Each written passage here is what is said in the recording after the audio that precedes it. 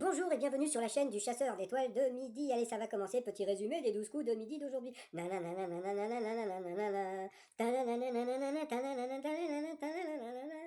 Bon, Jean-Luc Reichmann avait mis la chemise du conducteur de la RATP, le maître de midi. Oui, alors bon, bah, le maître de midi, qu'est-ce qu'il nous a dit? Il nous a dit, oui, je me suis préparé, je fais des fiches, bah oui, pour moi c'est la première fois, etc. Ce n'est pas vrai, ça a été un grand champion de l'émission de Cyril Ferraud, personne n'y avait pensé. Il avait gagné, donc je crois qu'il faisait partie des plus grands champions, donc avec Mathieu, 6 victoires, 12 500 euros, donc il a l'habitude de gagner de la tutune. Donc voilà, donc après il nous dit, oui, non, non, non, non, non, tu as déjà gagné, tu es déjà quelqu'un avec, tu as déjà passé à la télévision et tu as déjà gagné de l'argent. Et en plus, il faut le savoir, c'est vrai qu'on l'a dit hier, que l'émission de Cyril Ferraud est produite aussi par...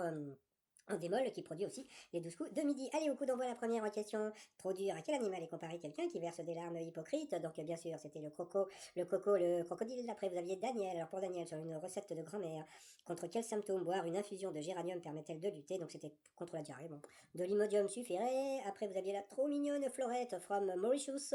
Alors, qui est à l'origine du titre Mon bijou, repris par Kenji en acoustique? Eh bien, c'était Jules. Après, vous aviez Quentin. Que peut-on trouver à l'intérieur du tronc du plus grand baobab d'Afrique du Sud? Eh bien, c'était un babar. Qu'est-ce que le château Mouton Rothschild? Donc, bien sûr, un domaine viticole.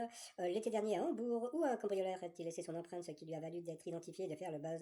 Eh bien, c'était dans du caca de toutou. Donc, sur cette question, eh ben, il est passé rouge. Qui dit rouge dit duel. Il a pris Florette en duel. Pourquoi t'as pris Florette en duel? Qui a eu une question assez facile, qui est restée dans l'histoire pour avoir rendu l'enseignement primaire obligatoire, gratuit et laïque. Eh bien sûr, c'était Jules Ferry. Après, eh bien, Florette, Bruno et Quentin se retrouvent coup par coup.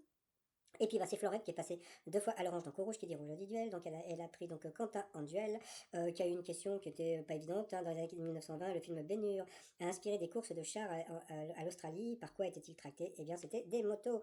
Donc eh bien après donc Quentin et Bruno se retrouvent en coup fatal. Et puis Bruno, bah oui, hein, comme il a l'habitude, et puis comme il est très très fort, et puis que comme c'est un champion, eh ben il a gagné. Donc je pense hein, qu'on va le voir comme ça, comment pas mal de temps. Donc après, donc, il a chanté sur les Pointer Sisters, hein, donc voilà, donc toujours une musique très années 80.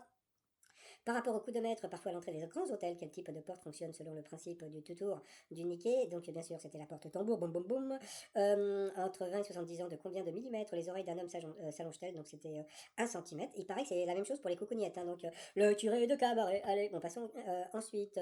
Quel est le prénom du bébé de Troisième un couffin? Donc c'était Oh Marie, si tu savais. Quel détail vestimentaire désigne un employé de bureau?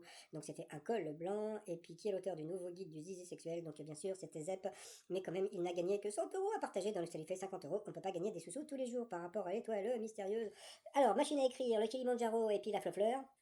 Pour l'instant, donc, j'ai pas de vrais détails. Donc, bon, on attend un petit peu, on verra bien. Donc, est-ce que c'est un écrivain? Est-ce que c'est Hemingway? Est-ce que c'est, comme j'ai dit sur une autre vidéo, Claude Brasseur, Gilbert Bécaud, Isabelle Huppert? Qu'est-ce qu'on m'a dit encore? Oh là là, on m'a dit beaucoup de noms. Donc, bon, comme pour l'instant, je n'ai aucune assurance sur le nom. Pour l'instant, eh bien, on va laisser comme ça, on verra bien. T-shirt du jour, bon, on m'a demandé pourquoi tu n'as pas fait ce t-shirt. Et ben, ça y est, j'ai fait le t-shirt comme ça avec le petit panda. Donc, c'est le t-shirt trop mignon, voilà. Et puis, bah, il y a l'autre t-shirt trop mignon, mais le panda avec la cravate et le costume. Tout ça sur le site trop-mignon.com. Et sinon, eh ben, j'ai l'impression que le Bruno, on va le voir quand même pas mal. En plus, sur internet, eh bien, bon, comment dire, la communauté LGBT le porte au pinacle, hein, voilà, parce que bon, bah voilà, donc tout le monde le trouve très sexy, très sympa, etc., etc. Donc, je pense qu'il va rester encore pas mal de temps. Donc, bah, bienvenue à lui dans les champions des 12 crews, des 12 crews de midi. Allez, je vous dis à demain, portez-vous bien, bye bye.